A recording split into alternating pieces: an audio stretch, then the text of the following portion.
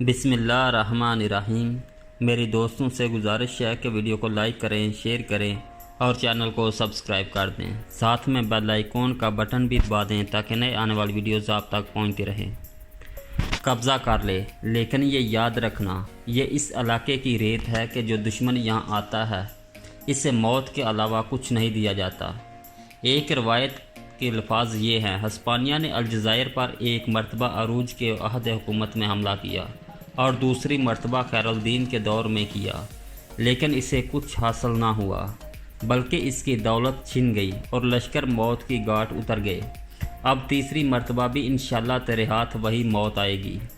اسی رات چارلس کے کیمپ میں والی الجزائر کی طرف سے ایک قاصد پہنچا اور اجازت طلب کی کہ جو لوگ الجزائر سے نکلنا چاہتے ہیں، بالخصوص بچے اور عورتیں، انہیں آزادی سے بابل وادی سے نکل جانے کی اجازت دیجیے۔ چارلس سمجھ گیا کہ الجزائر کی فوج آخری دم تک دفاع کا ارادہ کر چکی ہے اور شہر اس وقت تک فتح نہیں ہوگا جب تک وہ مکمل طور پر تباہ نہیں ہو جاتا۔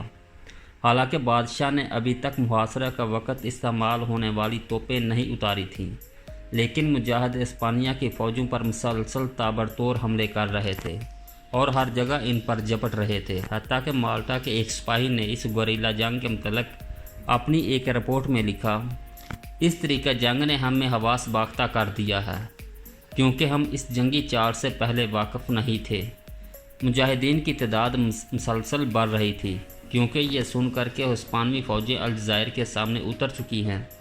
مجاہدین ملک کے گوشے گوشے سے بڑی تیزی کے ساتھ آ رہے تھے اور لشکر میں شریک ہو رہے تھے۔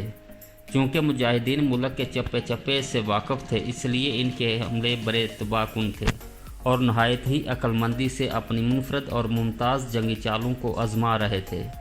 اسی دوران اللہ تعالیٰ نے اسلامی لشکر کی مدد فرمائی۔ زور کی بارش شروع ہو گئی، تیز آندھیاں چلنے لگی، سمندر کی موجیں پہاڑ کی بلندیوں سے آگے گزرنے لگی۔ حملہ آور فوج کے خیمے اکھڑ گئے، جہاز ایک دوسرے سے ٹکرا گئے، کئی غرق آب ہوئے، موج اور لہروں نے کئی جہازوں کو ساحل پر پٹک دیا اور مسلمان جو شہروں کا دفاع کر رہے تھے ان جہازوں پر جپٹ پڑے۔ سامان جنگ اور کھانے پینے کی جو اشیاء ہاتھ لگی سب پر قبضہ کر لیا۔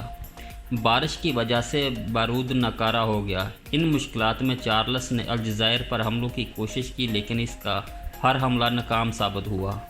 حاجی بشیر جو فوج کے افسر تھے نے اب بہادری کی حیران کن جوہر دکھائے، اپنے لشکر کو لے کر دشمن پر حملہ آور ہوا اور بڑی بہادری سے بے مثال جرأت اور کمال شجاعت کے ساتھ کئی نصرانیوں کے سر قلم کیے۔ الجزائر کی عسکری قیادت نے صورتحال سے پورا فائدہ اٹھایا۔ اسلامی لشکر نے گوریلا طریقہ سے حملہ کر کے پیچھے ہٹ آنے کی پالیسی اختیار کر کے کشتیوں کے پشت لگا دیے اور کئی نصرانی کھیت رہے۔ بادشاہ نے جب یہ صورتحال دیکھی تو باقی ماند فوج کو ساتھ لیے باغ کھڑا ہوا اور ہسپانیہ جانے کی بجائے اٹلی کی راہ لی۔ جن عوامل نے بادشاہ کو اس ہزیمت سے دوچار کرنے میں مدد دی، ان میں ایک عامل تھا مسلمانوں کی بہترین قیادت۔ الجزائر قوم کا اس قیادت پر اعتماد اور مختلف قبائل کا اللہ تعالیٰ کی راہ میں شہادت حاصل کرنے کے لیے میدان جنگ میں کود پڑنا اور اسلام و مسلمانوں کے دفاع کے لیے اپنا سب کچھ داؤ پر لگا دینا۔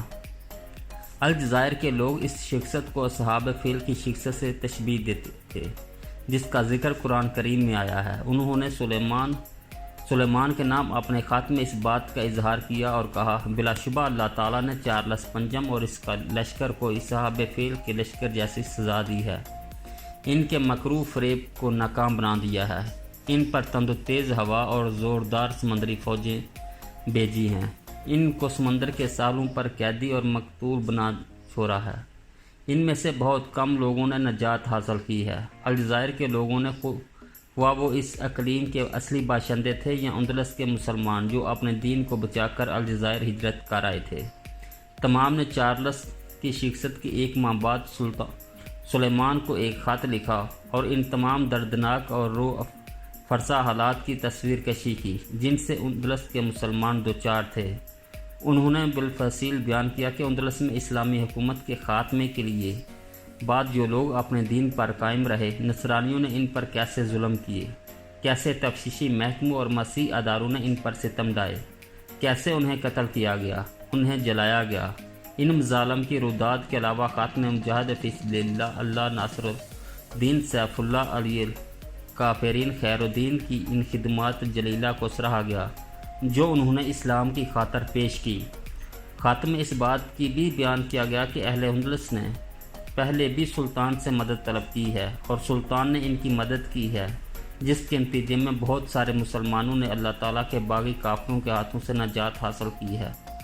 سلطان نے انہیں اسلام کے آنے میں مدد دی ہے اور وہ دولت عثمانیہ کی مخلص سرایہ بن گئے ہیں۔ خاتمے 2 بنیادی مطالبات پیش کیے گئے۔ الجزائر کی مدد کے لیے عسکری امداد بھیجی جائے کیونکہ یہ امداد اہل اسلام کے لیے دفاعی قلعہ ثابت ہوگی اور اہل کفر و طغیان کے لیے عذاب اور پریشانی۔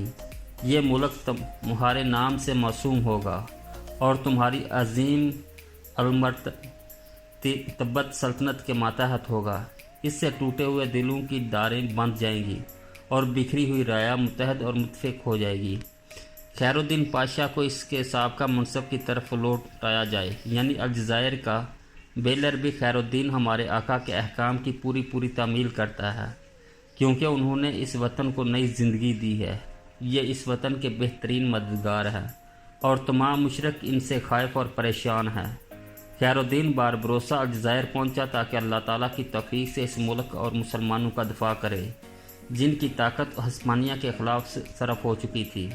سو خیر الدین نے ہیلر بقیہ عہد کا نام یہ اتفاق کیا اور اسی منصب میں رہتے ہوئے تمام امور سر انجام دیے۔ پھر وہ اپنا بحری بیڑا لے کر ہسپانوی علاقوں کی طرف روانہ ہوا تاکہ انہیں دردناک عذاب چکھائے۔ سلطان سلیمان نے حسن آغا توشی کو عسکری خدمات ہسپانیہ کے خلاف کامیاب بحر متوسط کو ہسپانیہ کے بحری بیڑے سے کسی حد تک خالی کرانے میں فعال کردار کے اطراف میں پاشا کے منصب پر فائز کیا۔ ہسپانوی فوج ابھی تک اپنے زخم چاٹ رہی تھی اور اپنی قوت مجتمع کرنے میں مصروف تھی کہ عثمانی بحریہ کے جہاز ہسپانیہ اور اٹلی کے سالوں کی طرف چل پڑے۔ ان جہازوں نے وہاں پر متواتر کئی حملے کیے، خوب خوف و ہراس پھیلایا۔ ہسپانوی اور اطالوی علاقوں میں دور تک نکل گئے، جو کچھ ہاتھ لگا اس پر قبضہ کر لیا۔ یورپی ملک عثمانیوں کے بارے میں بڑی سنجیدگی سے سوچنے لگے۔ شمالی افریقہ کے وہ علاقے جہاں پر ہسپانیہ کا قبضہ تھا، جیسے بحران وغیرہ، ان کارروائیوں سے تھرا اٹھے۔ سعدیوں نے ایک اور محاذ پر پرتگالیوں کے مقابلے میں شاندار فتح حاصل کر لی۔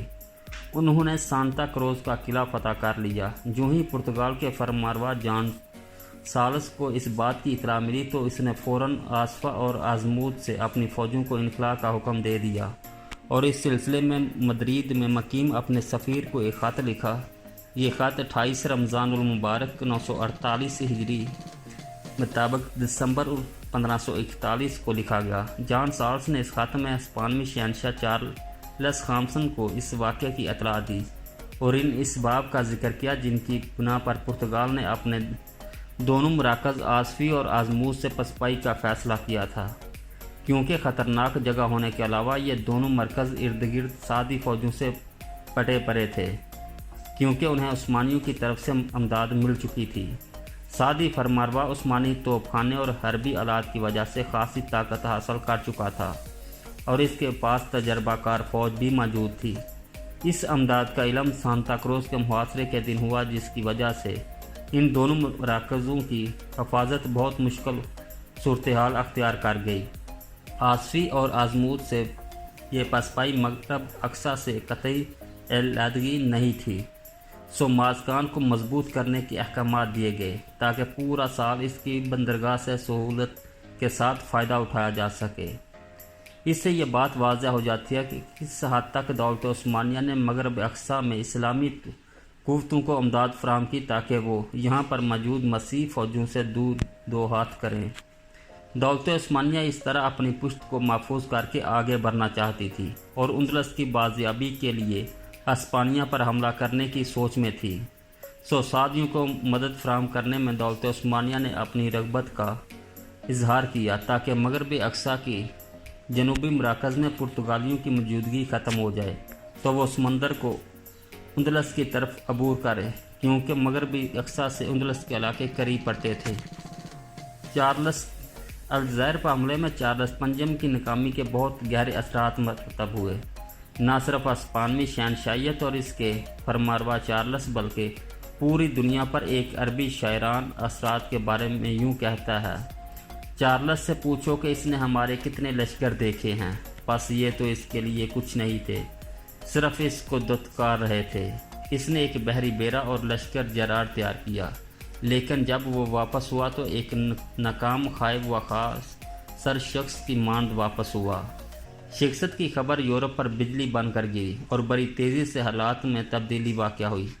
چارلس خامسن کا کوئی ہمدرد اور حلیف نہ رہا سوائے انگلستان کے بادشاہ ہنری سوئم کے۔ باقی سب لوگ فرانس کے بادشاہ ڈوک ڈی کلیف، ڈنمارک کے بادشاہ ایکورس، کندیفیا کے بادشاہ کے ساتھ گئے۔ فرانسیسیوں کی خوشی کی کوئی حد نہ رہی، کیونکہ الجزائر کا سقوط لا محالہ فرانس کے سقوط کا سبب بنا۔ فرانس کے فرمانروا فرانسو اول نے سلطان سلیمان قانونی کے ساتھ معاہدے کی فوراً تجدید کر لی۔ چارلس کی شکست کے شمالی افریقہ کے اندر لوگوں کے مورال پر بھی بڑا اثر پڑا رہا۔ یورپ تو ایک طویل عرصے تک اہل یورپ کے دلوں پر مسلمانوں کا رعب چھایا رہا۔ چارلس خامسن الجزائر پر دوبارہ حملہ کرنے کے بارے میں سوچ بھی نہیں سکتا تھا۔ خیر الدین اور حسن آغا کا رعب و خاص عام پر یوں چھایا کہ دور سے اگر انہیں کوئی سایہ بھی نظر پڑتا تو چیخ اٹھتے کہ خیر الدین آ گیا ہے، اور لوگ بھاگنا شروع کر دیتے، اپنے گھروں، کھیتوں، منڈیوں اور بازاروں سے فرار ہو جاتے۔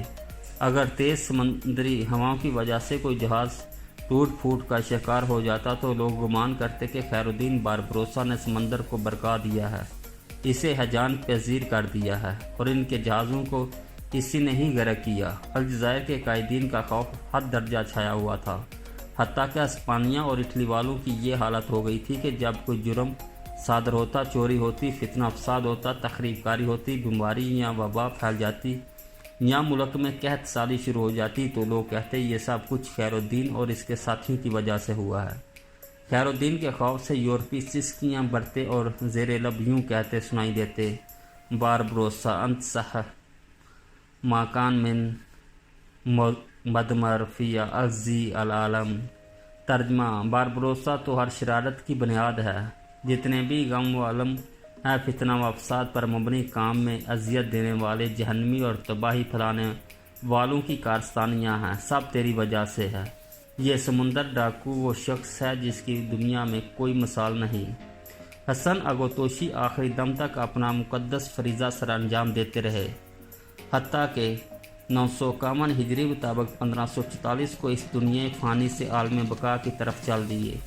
الجزائر کے حکومتی ارکان نے بلا اتفاق حاجی بکیر کو ان کی ذمہ داریاں سونپ دی اور انہوں نے الجزائر کی حکومتی ذمہ داریاں پوری کرنا شروع کی، حتیٰ کہ باب اعلیٰ استنبول نے نئے حاکم کا تقرر کیا۔ حسن بن خیر الدین، جن کا بحیثیت حاکم تقرر ہوا، اسی سال الجزائر پہنچ گئے اور حکومتی ذمہ داریاں سنبھال لی۔